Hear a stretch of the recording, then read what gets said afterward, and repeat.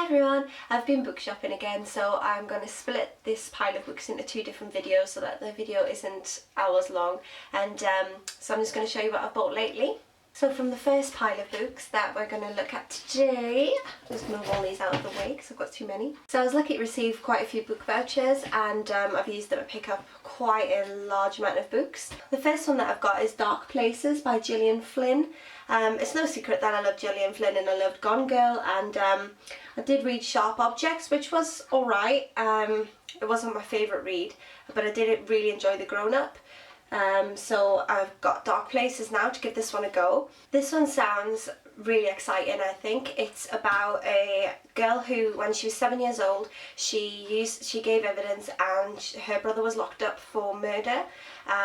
There was a massacre of a family, and Libby in the book, she thinks that she heard the voice of her brother at the time, but 20 something years later she is contacted by a group who are convinced that her brother's innocent, and she starts to wonder whether actually he was innocent.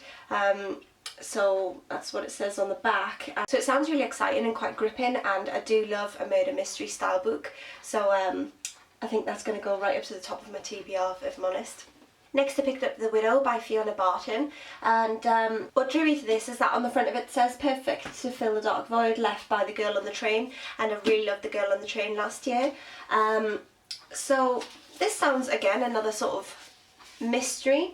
It says The Wife. Jean Taylor's life was blissfully ordinary. Nice house, nice husband. Glenn was all he'd ever wanted.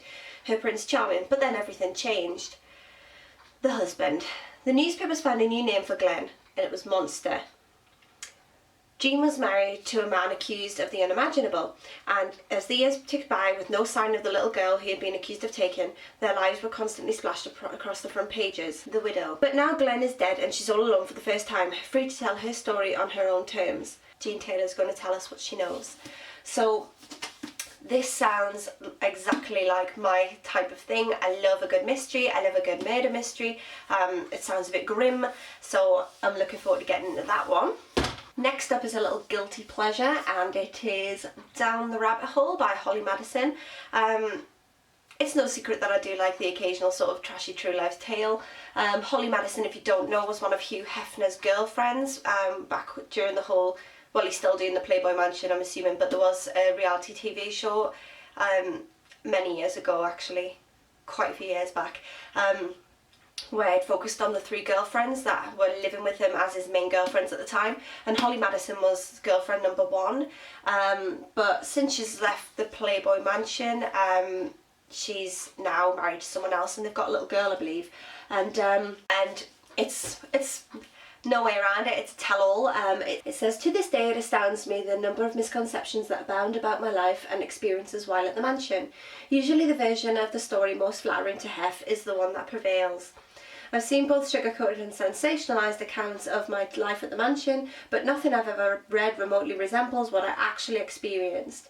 I always thought it would be classy not to kiss and tell, but after a while you just get sick and tired of having other people trying to tell your story for you, by Holly Madison.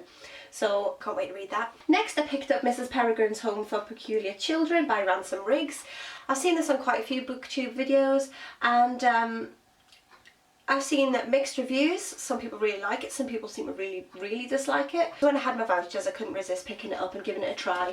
I really like the unusual style of having like strange photographs and things in there, and I'm not really too sure what this is about. All that I know is that it's about a boy travels to an island, I think. Yeah, a boy travels to a remote island off Wales and finds the remains of a children's home, and he finds strange photographs hidden in it, and I'm guessing there's some sort of ghostly sort of thing going on. So I'm really intrigued to give this a go, and if I like it I'll obviously pick up the other two books that are in the trilogy. Next up is Persepolis. Everybody's heard of this, I assume. I'm giving it a go as my first graphic novel that I've ever read. All of the pictures are in black and white, but I'm sure everybody's heard of that one now, so I'll just move on from that. And finally, in this part of the haul, I've got Just What Kind of Mother Are You by Paula Daly. Again, another dark and grim style mystery book. This says, no family is perfect.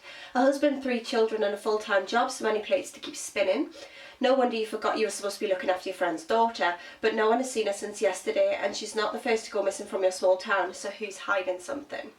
This, I think it could go either way. This could be either a really good read or it could really fall flat, but I've not heard of Paula Daly before. But I really like the cover. It's just so eerie with the mist and the swing that's just swinging by itself, and on the back as well it's got like a scary looking house, and it just, everything about it just called to me. So yeah, I picked that up with my veggies as well.